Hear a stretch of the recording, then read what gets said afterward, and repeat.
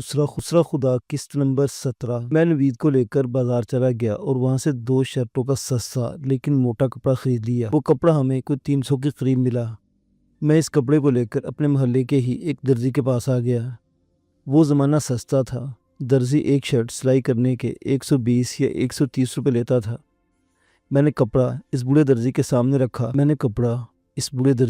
رکھا اور اسے ڈالر شرٹ کی آستین کے بازو اور بٹن والی پیٹی میں سینے کے لیے کہا اور خود وہیں بیٹھ گیا۔ درزی اپنے کام میں ماہر تھا۔ اس نے ڈالروں کو چپس بکرم کے درمیان رکھا اور استری سے دونوں چپس کو ملا دیا۔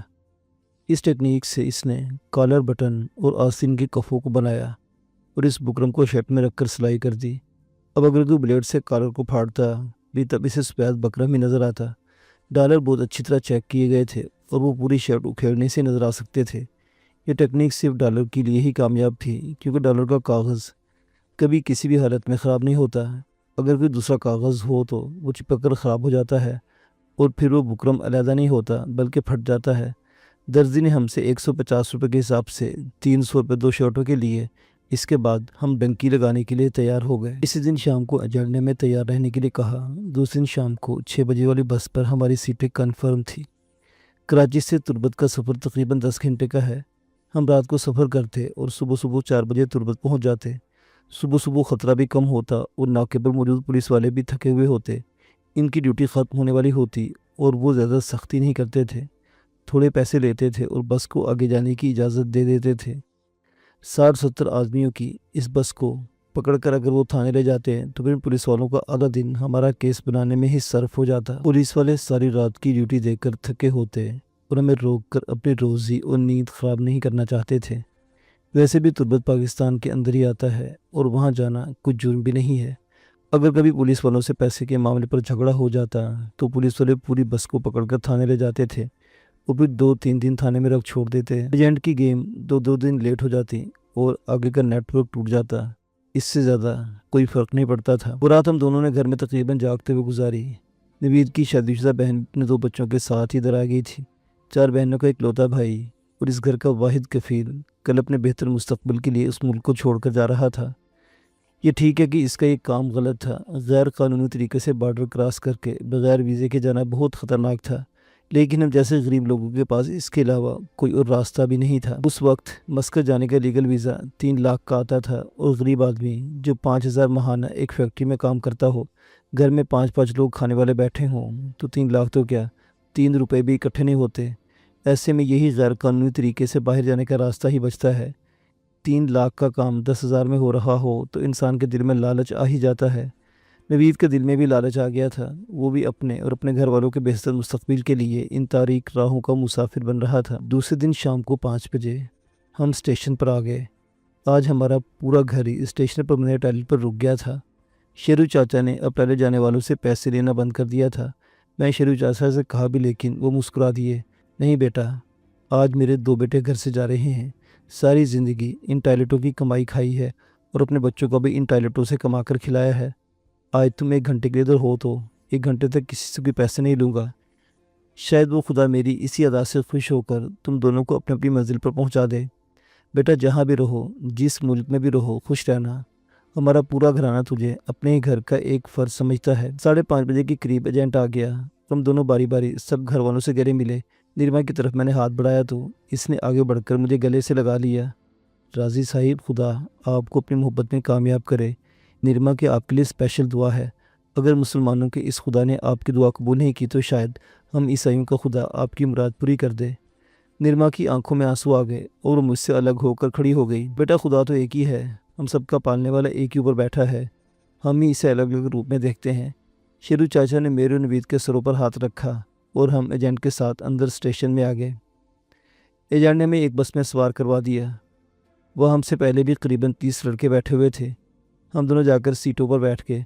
دوسرے جانے والے لڑکے بھی 2-2 3-3 کر کے آتے رہے اور 10-15 منٹ میں پوری بس بھر گئی۔ ایجنٹ نے بس کو ڈرائیور پیسے دیے اور ڈرائیور کو میں لے کر آہستہ آہستہ اسٹیشن سے باہر نکلنے لگا۔ سب کو کراچی شہر سے باہر نکلنے میں تقریباً 40 منٹ لگے۔ اس کے بعد بس تربت جانے والے روڈ پر فراٹے بھرنے لگی۔ بس میں بیٹھے ہوئے تمام لڑکے آہستہ آہستہ آواز میں درود شریف پڑھنے لگے۔ نوید عیسائی تھا اور مجھے نہیں پتا کیوں بہت زیادہ ڈر لگ رہا تھا، میرے ہاتھ پاؤں کانپنے لگے تھے، شاید یہ ایما شہر چھوڑنے کا خوف تھا یا کچھ اور۔ میں نے نوید کا ہاتھ مضبوطی سے پکڑ لیا۔ نوید نے بھی میرے ہاتھوں کی کپکپاہٹ کو محسوس کر لیا تھا، اس لیے اس نے دوسرا ہاتھ میرے سر کے پیچھے سے گزار کر مجھے اپنے کندھے سے لگا لیا۔ یار بہت درد ہوتا ہے، خدا نے شاید ساری آزمائشوں کے لیے مجھے ہی چن لیا ہے۔ دل کسی دن ایسے ہی پھٹ جائے گا، میں تو گوشت کا ایک چھوٹا سا لوتھڑا ہی نہ، کسی دن برداشت سے باہر ہو گیا تو دھڑکنا ہی بند کر دے گا۔ اور یقین کرو وہ دن میری زندگی کا سب سے حسین دن ہوگا۔ ساری زندگی کے دکھ تکلیفیں سب کچھ ختم ہو جائے گا۔ میں بلک بلک کر رونے لگا۔ وہ مجھے آہستگی سے تھپتھپاتا رہا اور اس لڑکی کی اسی محبت نے مجھے سونے پر مجبور کر دیا۔ آدھے گھنٹے تک میں دنیا کے ہر دکھ اور تکلیف سے آزاد ہو کر سو رہا تھا۔ بس پوری رات سفر کرتی رہی۔ میرے سونے کی تھوڑی دیر بعد نوید بھی سو گیا۔ ہم پوری رات ایسے ہی کبھی سوتے کبھی جاگتے رہے۔ ڈرائیور تجربہ کار آدمی تھا اور اسے ان سارے راستوں کا علم تھا، بلوچستان کا علم تھا۔ بلوچستان میں بہت زیادہ ناکے اور پولیس چوکیاں تھیں اور ڈرائیور ان چوکیوں اور ناکوں سے بچ کر نکلتا تھا۔ اسے کراچی سے تربت تک کی روڈ کی تمام چوکیوں کا پتہ تھا اور وہ ان چوکیوں سے پہلے ہی بس کو مین روڈ سے اتار کر کچے راستے پر ڈال لیتا تھا۔ کچھ پولیس والے ڈرائیور سے بھی زیادہ ہوشیار تھے اور ان کو ڈرائیوروں کی چالاکیوں کا علم تھا اور وہ انہی راستوں پر ناکہ لگا کر بیٹھ جاتے تھے۔ شاید یہ بات کچھ لوگوں کے حلق سے نہ اترے، ہمارے ملک کی پولیس ان کاموں میں ماہر ہے، ان کا ذہن ان کاموں میں بہت چلتا ہے اور یہی پولیس والے ہزاروں کی دہاڑی لگا کر گھر جاتے ہیں۔ بس کراچی سے لے کر تربت تک کم از کم 5 جگہ پر پولیس کی چیکنگ سے گزری۔ ڈرائیور ہر جگہ 500 کا نوٹ دیتا تھا اور جہاں کم از کم 10 پولیس والے ہوتے تھے۔ بلوچستان کے حالات خراب ہونے کی وجہ سے پولیس سے ایف سی والے تو ہوتے تھے، صرف ایک گاڑی ہی روڈ سامنے ہوتی، جبکہ بیک اپ پر ایک اور گاڑی آگے تھوڑی ہٹ کر تیار حالت میں کھڑی ہوتی تھی۔ ڈرائیور کبھی بھی پولیس کے اشارہ دینے پر گاڑی بھگانے کی غلطی نہیں کرتا تھا۔ گاڑی بھگانے کی صورت میں پولیس یا ایف سی والے ڈائریکٹ گولی مار دیتے تھے۔ یہ آرمی کی 5 انچ لمبی گولی والی گن ہوتی تھی جو 1 سیکنڈ میں کم از کم 50 راؤنڈ فائر کرتی تھی۔ گولی پوری کی پوری گاڑی کو کراس کر جاتی تھی۔ ایران میں حالات مختلف تھے، وہاں کوئی بھی گاڑی نہیں رکتی تھی، پولیس پیچھا کر کے پکڑتی تھی اور زیادہ تر گاڑیاں ہاتھ نہیں آتی تھیں۔ وہ گاڑیوں کو جہاز کی رفتار سے اڑاتے تھے، اگر پکڑے بھی جاتے تو وہ راستے میں تمام غیر قانونی سامان پھینک دیتے تھے۔ ایرانی پولیس والے صرف خالی گاڑی ہی پکڑ پاتے تھے۔ غیر قانونی سامان سے شاید آپ سوچ رہے ہو کہ کون سا سامان ہوتا ہے، تو جناب یہی تو وہ سامان ہے جس سے پاکستانی پولیس والے ہزاروں روپے کما لے جاتے ہیں، ورنہ 500 روپے تو صرف 50 روپے فی کس کے حساب سے پولیس والوں کے ہاتھ آتا ہے۔ اس زمانے میں ایران پر امریکہ اس کے اتحادی ملکوں نے پابندیاں لگائی ہوئی تھیں اور یہ معاشی پابندیاں آج بھی ایران پر لگی ہوئی ہیں۔ ایران پاکستان کے مقابلے میں امیر ملک تھا، یہاں ادویات اور مختلف چھوٹی چھوٹی چیزوں کی پاکستان کے مقابلے میں کہیں زیادہ قیمت تھی اور یہی چیزیں سمگل ہو کر ایران جاتی تھی۔ لاکھوں روپے کا سامان اور منشیات اپنی گاڑیوں کے ذریعے ایران سمگل ہوتی تھی اور جو لاکھوں کا سامان لے جاتے ہیں وہ پولیس والوں کو ہزاروں دینے میں تعامل نہیں کرتے۔ یہاں سے تو پولیس والوں کی دہاڑی بنتی ہے۔ امید ہے اب آپ کی سمجھ آ گئی ہوگی اور اس سے زیادہ کچھ اور لکھوں گا بھی نہیں، کیونکہ یہ ایک رومانی سفر کی داستان ہے اور میں اس سفر کو پولیس والوں کی کرپشن کی نظر نہیں کرنا چاہتا۔ دوسرے دن 8 بجے کے قریب ہماری بس ہمیں طوبہ شہر کے مضافات میں ایک بڑی سی حویلی میں لے گئی۔ وہاں پر ہم سے پہلے بھی قریباً 50 لڑکے رہ رہے تھے۔ یہ سب آگے تربت سے من تک چھوٹے چھوٹے ڈالوں کے ذریعے جاتے تھے۔ تربت سے آگے بس نہیں جاتی تھی۔ یہ کوئی 2 گھنٹے کا سفر تھا اور یہ علاقہ بہت خطرناک تھا۔ کراچی سے تربت 8 گھنٹے کے سفر میں اگر 4-5 پولیس چوکیاں تھیں تو تربت سے آگے صرف 2 گھنٹے کے سفر میں قریباً 7-8 ناکے اور چوکیاں پڑتی تھیں۔ یہاں پر سیکورٹی بہت سخت تھی اور حالات بہت خراب تھے، اس لیے ہم لڑکوں کی گاڑی ہمیشہ دن کو ہی نکلتی تھیں کیونکہ رات کو خطرہ زیادہ تھا۔ یہاں پر ہم لوگ پولیس یا ایف سی کا خطرہ نہیں تھا، بلکہ بلوچستان کے انہی شرپسندوں اور دہشت گردوں سے تھا جو صرف دہشت پھیلا لوگوں کا قتل عام کرتے تھے۔ Chief of army staff general Raheel Sharif کے دور میں حالات بہت ٹھیک ہو گئے ہیں، ورنہ اس وقت ان کے پاس راکٹ لانچر بھی موجود تھے اور وہ روڈ پر چلنے والی کسی بھی گاڑی کو ہٹ کرنے کی کوشش کرتے تھے۔ اس حویلی میں ہم سب 120 کے قریب لڑکے تھے۔ ابھی ہمیں وہاں آیا آدھا گھنٹہ ہوا تھا جب ایک بڑی بڑی مونچھوں والا آدمی روٹیوں کے 2 بڑے بڑے بنڈل لے کر آ گیا۔ اس کے پیچھے ایک اور آدمی تھا جس کے کندھے پر ٹماٹروں کا تھیلا لدا ہوا تھا۔ سلام سب لڑکوں کو، آپ لوگوں کا کھانا لے کر آیا ہوں۔ اس نے اونچی آواز میں سلام کہا تو ہم سب لڑکے بالکل سیدھے ہو کر بیٹھ گئے۔ سنو بچوں، ایک روٹی 2 لڑکوں کو ملے گی اور اس کے ساتھ ٹماٹر ملے گا، یہی آپ لوگوں کا کھانا ہے۔ جس نے کھانا وہ کھا لے اور جس نے نہیں کھانا اس کو رول کر کے اپنی جیب میں رکھ لے، آگے کام آئے گا۔ اور میری ایک بات پلے سے باندھ لو، کھانا اور پانی کبھی بھی مت پھینکنا، کیونکہ یہی زندگی ہے۔ آگے حالات ایسے ہوں گے کہ آپ لوگوں کو سارا دن کچھ بھی نہیں ملے گا، تو یہی سوکھی روٹیاں ہی آپ کے کام آئیں گی۔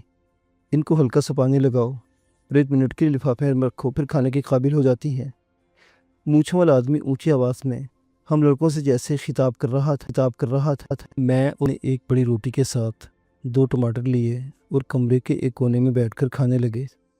اس آدمی نے 10 منٹ کے لیے ہمیں کھانے کا ٹائم دیا تھا۔ اس کے بعد اس نے کاپی پینسل نکالی اور ہماری گنتی کرنے لگا۔ ان 120 لڑکوں کے مختلف ایجنٹ تھے۔ یہ سارے ایجنٹ گجرات، کھاریاں، منڈی بہاؤالدین اور سیالکوٹ کے تھے۔ تقریباً سارے لڑکے ہی انہی علاقوں کے تھے۔ بچوں، آپ سب نے کھانا کھا لیا ہے؟ ابھی تھوڑی دیر میں گاڑیاں آنا شروع ہو جائیں گی، تو آپ سب کو یہاں سے مند لے جایا جائے گا۔ مند سے آگے ایران کا بارڈر ہے اور آپ سب لڑکوں کو آج رات ہی بارڈر پاس کروانے کی کوشش کی جائے گی۔ میری ایک بات دھیان میں رکھ لو، زیادہ سے زیادہ کپڑے اپنے جسم پر پہن کر رکھنا۔ پینٹ کے نیچے پورا ٹراؤزر پہنو اور اس کے علاوہ کم از کم 3 شرٹ اور اوپر گرم جرسی پہنو۔ راستے میں گرمی لگے تو اتار کر بیگ میں رکھ لینا۔ جب پیدل چلو گے تو بیگ بہت بھاری ہوگا۔ آپ لڑکے ایک ایک کر کے سارے کپڑے نکال کر پھینک دو گے۔ بہت لمبا سفر ہوتا ہے اور اس سفر میں بیگ اٹھا کر چلنا بہت مشکل ہوتا ہے۔ اسے کبھی بھی شرٹ اور جرسی مت پھینکنا۔ جسم کے اوپر پہن کر چلو گے تو گرمی تو لگے گی، لیکن اس گرمی کی عادی ہو جاؤ گے۔ کبھی بھی کھانا اور جرسی پھینکنے کی غلطی مت کرنا۔ راستے میں بہت سردی ہوتی ہے، بعض اوقات جنگل میں آپ کو 2-3 دن رہنا پڑے گا اور وہاں پر کوئی کھانا نہیں ملے گا، کوئی کپڑا نہیں ہوگا۔ یہی چیزیں آپ کے کام آئیں گی۔ پہلی گاڑی آ چکی تھی جو ایک ڈالا تھا۔ اس مونچھوں والے آدمی نے 2 ایجنٹوں کے لڑکے علیحدہ کیے، ان کو ڈالے میں بٹھا دیا۔ اس کے بعد مسلسل مختلف گاڑیاں آتی رہیں اور لڑکے ان میں بیٹھتے رہے۔ ہمارے سوزوکی کی ایک پرانی کار آئی۔ اس آدمی نے مجھے، نوید اور مزید لڑکوں کو 8 لڑکوں کو علیحدہ کیا۔ ہم 10 لڑکے تھے، ڈرائیور سمیت ہم 11 لڑکے تھے۔ 11 آدمی کار میں نہیں آ سکتے تھے، لیکن ہمارا ڈرائیور خالص بلوچی نسل کا تھا۔ اس نے سب سے پہلے نوید کا بازو پکڑا اور کار کی ڈگی کھول کر اسے اندر لیٹنے کو کہا۔ نوید بے چارگی سے میری طرف دیکھا تو میں مسکرانے لگا۔ بیٹھو مڑا، کیا دیکھ رہے ہو؟ بلوچی نے نوید کو ڈگی تو دھکیلا تو وہ خاموشی سے اندر چلا گیا۔ مجھے معلوم تھا کہ ڈگی میں ایک اور لڑکا بھی آئے گا اور یہ سوچ کر میں مسکرا رہا تھا۔ بلوچی نے کسائی کی نظروں سے ہماری طرف دیکھا اور ایک چھوٹے سے لڑکے کو پکڑ لیا۔ نوید بھی بہت پتلا سا اور چھوٹا سا لڑکا تھا، اس لیے اس کا نمبر ڈگی میں لگا تھا۔ بلوچی نے اس کے بعد 4 لڑکوں کو گاڑی کی پچھلی سیٹوں پر بٹھایا اور نیچے پیروں والی جگہ پر مزید 2 لڑکے بٹھا دیے۔ اب صرف 2 لڑکے رہ گئے تھے، ان کو اس نے آگے بٹھا لیا۔ میں بھی اگلی سیٹ پر بلوچی کے ساتھ ہی بیٹھ گیا۔ بلوچی بہت باتونی آدمی تھا۔ اس کے پاس رول کیے ہوئے 500 کے 10 نوٹ تھے۔ تربت سے من تک ایک چھوٹی سی سڑک تھی۔ پوری سڑک راستے میں جگہ جگہ سے ٹوٹی ہوئی تھی اور اس سڑک کے باہر لخودک صحرا تھا۔ یہ صحرا بہاولپور کے ریگستان سے مختلف تھا۔ یہاں پر دور دور آپ کو پہاڑوں کی قطاریں بھی نظر آئیں گی۔ اس کے علاوہ سمندر نزدیک ہونے کی وجہ سے آب و ہوا بھی خشک نہیں تھی۔ یہاں پر پیاس کا احساس نہیں ہوتا تھا، جبکہ اس کے مقابلے میں بہاولپور کا صحرا خشک اور گرم ہے، جہاں پر پہاڑوں کا نام و نشان بھی نہیں ہے اور چہروں کو جھلسا دینے والی انتہائی گرم ہوا چلتی ہے۔ لیکن ان سب چیزوں کے باوجود بہاولپور کے راجستھان میں محبت کی خوشبو آتی ہے، جبکہ بلوچستان کی فضا بارود کی بو سے بھری ہوئی تھی۔ بلوچی ڈرائیور آنے والی ہر چوکی پر کار کو تھوڑا سا آہستہ کر رہا، کار کی شیشے کے پاس آنے والے FCL کار کے ہاتھ پر 500 روپے کا رول شدہ نوٹ رکھتا اور گاڑی آگے روانہ ہو جاتی۔ کار کے اندر بلوچی زبان کا کوئی غمگین سا گانا لگا ہوا تھا اور بلوچی کے ساتھ ساتھ کبھی خود بھی گانا شروع ہو جاتا۔ راضی صاحب، یہ پاکستان ہے، میرا پیارا پاکستان ہے، یہاں پر سب کچھ چلتا ہے، پیسے سے اس ملک کا وزیر اعظم بھی خریدا جا سکتا ہے۔ اس نے سگریٹ کا ایک لمبا کش لگا کر کہا تو میں بے اختیار مسکرانے لگا۔ مشرف کی کابینہ میں بیٹھے ہوئے ملک کے وزیر اعظم شوکت عزیز کے فرشتوں کو بھی پتہ نہیں تھا کہ تربت سے من جانے والی سڑک پر ایک بلوچی ڈرائیور اس کو خریدنے کی بات کر رہا تھا۔ اس 2 گھنٹے کے سفر میں اس بلوچی نے سب کچھ بتا دیا ہے، بلوچستان کی سرزمین کا ایک ایک راز، یہاں سے نکلنے والا اسمگلنگ کا سامان اور واپسی پر ایران سے آنے والا تیل جو ایران سے 10 روپے لیٹر کے حساب سے آتا تھا اور 800-900 کلومیٹر دور کراچی جا کر 50-60 روپے لیٹر فی بکتا تھا۔ اس دور میں آدھے کراچی کو ہی پیٹرول سپلائی ہوتا تھا۔ آپ کراچی سے تربت اور پھر من جانے والی بسوں کی حالت دیکھیں تو حیران رہ جائیں گے۔ ہر آدھے گھنٹے بعد ادھر سے بس نکلتی تھی۔ 72 سیٹوں والی وہ بس 3-4 مسافر لے کر تربت آتی تھی اور واپسی پر تیل کے کینوں سے بھری ہوئی واپس آتی۔ 3-4 مسافروں کے کرایہ سے تو راستے میں آنے والے ٹول ٹیکسی پورے نہیں ہوتے تھے۔ یہی تیل اور دوسری چیزوں کے لیے اتنی بڑی بڑی بسیں چلتی تھیں۔ وہ بلوچی پہلے اسمگلنگ کے کاروبار سے ہی منسلک تھا، لیکن بلوچستان کے حالات خراب ہوئے جس نے وہ کام چھوڑ دیا۔ یہاں کے حالات اب رات کو کام کرنے کی اجازت نہیں دیتے تھے، اس لیے اب وہ انسانی اسمگلنگ کی طرف آ گیا تھا۔ اس کو تربت سے مند ایک چکر کے 5000 ملتے تھے، گاڑی کا تیل اور چیک پوسٹوں پر لگنے والے پیسے ایجنٹ ادا کرتا تھا۔ اسے ایک چکر کے 5,000 مل جاتے اور وہ ایک دن میں 2 چکر لگا کر 10,000 روپے روزانہ کماتا تھا۔ یہ روز کا کام تھا، کوئی چھٹی نہیں تھی۔ چھٹی صرف تب ہوتی جب کبھی کبھار کوئی گاڑی یا بس زیادہ پیسوں یا کسی اعلیٰ افسر کے اچانک چھاپے کی وجہ سے پکڑی جاتی تو 1-2 دن تک کام بند ہو جاتا۔ سختی زیادہ ہو جاتی تو یہ لوگ 1-2 دن انتظار کرتے اور اس کے بعد کام دوبارہ سٹارٹ ہو جاتا۔ میں یہاں پر یہ واضح کر دوں کہ یہ ساری معلومات اس بلوچی ڈرائیور کی دی ہوئی تھی۔ میرا ذاتی مشاہدہ اس میں کچھ بھی نہیں ہو سکتا ہے وہ ضرورت سے زیادہ ہوشیار بن رہا ہو، یا یہ بھی ہو سکتا ہے کہ وہ سب کچھ جھوٹ بول رہا ہو۔ راضی صاحب، میں دل سے پاکستانی ہوں، پاکستان سے محبت کرتا ہوں۔ ہم انسانوں کی مثال بہتے اس پانی کی طرح ہوتی ہے جسے جتنا مرضی روکنے کی کوشش کرو وہ کہیں نہ کہیں سے سوراخ کر کے نکل ہی جاتا ہے۔ جب ایک کام بند ہوتا ہے تو پھر اس کے 1000 چور راستے نکل آتے ہیں۔ یہ بھی ایک عبادت ہے کہ آپ جیسے غریب جب باہر کے کسی بڑے ملک میں عزت سے 4 پیسے کما کر اپنے گھر والوں کو بھیجو گے، اور جو خوشی آپ کے والدین اور بہن بھائیوں کے چہرے پر ہوگی وہی خوشی ہمارے لیے آخرت میں نجات کا ذریعہ بن جائے گی۔ اس نے پیکٹ سے ایک اور سگریٹ نکال کر سلگایا اور ایک لمبا کش لے کر دھواں باہر چھوڑ دیا۔ راضی صاحب، یہ بھی عبادت ہے، رزق کا وسیلہ بننا بھی عبادت ہوتی ہے۔ ٹھیک 2 گھنٹے بعد ہم ایران کے بارڈر پر ایک چھوٹے سے گاؤں مند پہنچ گئے۔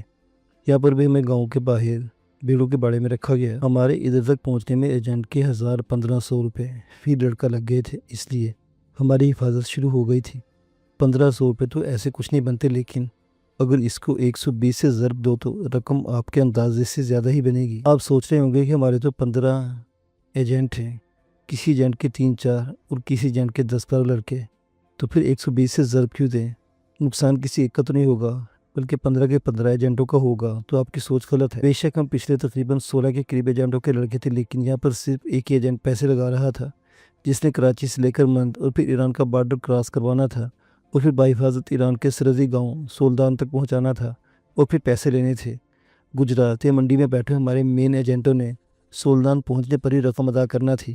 اگر راستے میں کہیں بھی پکڑے جاتے تو ہماری چھڑانے کی ذمہ داری اسی ایجنٹ کی تھی، اور عموماً یہ لوگ کراچی سے سولدان تک ایک لڑکے کے تقریباً 5,000 کے قریب روپے لیتے تھے۔ اگر ایک ایجنٹ روزانہ 100 لڑکوں کو بھی بارڈر کراس کروائے تو اسے 5 لاکھ کے قریب روپے ملتے تھے۔ مند سے بارڈر کراس کروا کر سولدان پہنچانے والا ڈنکر ایک لڑکے کا 1,000 لیتا تھا۔ کراچی سے مند اور مند سے سولدان تک ایک لڑکا بڑے ایجنٹ کو 2,500 میں پڑتا تھا اور وہ 5,000 لیتا تھا۔ مزید 50,000 وہ مختلف جگہوں پر لگا دیتا تھا، پھر بھی اسے ایک رات میں 2 لاکھ سے اوپر بچتے تھے۔ یہ بہت بڑی گیم ہوتی ہے۔ انسانی سمگلر بارڈر پر انسانوں کو انسان نہیں بلکہ گنتی سمجھتے ہیں۔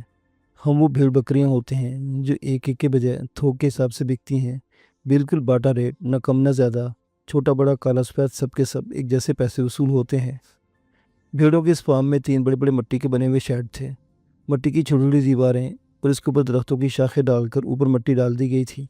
چونکہ بارش کا پانی مٹی اور شاخوں سے کراس کر جاتا ہے، اس لیے وہ لوگ مٹی برابر کرنے کے بعد اس کے اوپر پلاسٹک کا لفافہ ڈالتے ہیں۔ اس کے بعد پھر مٹی ڈال کر جانوروں کے گوبر مٹی وغیرہ سے لیپ دیتے ہیں۔